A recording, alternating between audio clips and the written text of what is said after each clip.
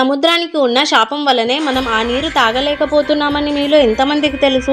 అయితే ఇప్పుడు తెలుసుకుందాం. పార్వతీదేవి శివుణ్ణి భర్తగా పొందడానికి తపస్సు చేస్తూ ఉండగా సముద్రదేవుడు పార్వతీదేవి అందాన్ని చూసి మోహితం అయ్యాడు. పార్వతీదేవి తపస్సును పూర్తి చేసిన తర్వాత ఆమె దగ్గరికి వెళ్ళి తనను వివాహం చేసుకోమని అడిగాడు. దానికి పార్వతీదేవి, కుదరదు స్వామి, నేను శివుణ్ణి ప్రేమిస్తున్నాను, ఆయననే వివాహం చేసుకోవాలి అని నిశ్చయించుకున్నాను, నన్ను క్షమించండి అని చెప్తుంది. అప్పుడు సముద్రుడు, నేను నువ్వు కోరుకుంటున్న ఆ శివుని కన్నా గొప్పవాడిని, నాతోటి మంచినీటితో ఎంతో మంది దాహాన్ని తీరుస్తాను. అదే నువ్వు కోరుకుంటున్న ఆ శివుడు ఎప్పుడు చూసినా శ్మశానంలో తిరుగుతూ పులితోలు ధరించి ఒంటి మీద బూడిద పూసుకొని పామును మెడలో వేసుకొని అసహ్యంగా ఉంటాడు అని శివుణ్ణి తక్కువ చేసి తనను ఎక్కువ చేసి మాట్లాడతాడు. దానికి పార్వతీదేవి కోపంతో, నువ్వు ఏ నీటిని చూసి గర్విస్తున్నావో ఆ నీరు ఎందుకు పనికి రాకుండా పోతుంది అని సముద్రుని శపిస్తుంది.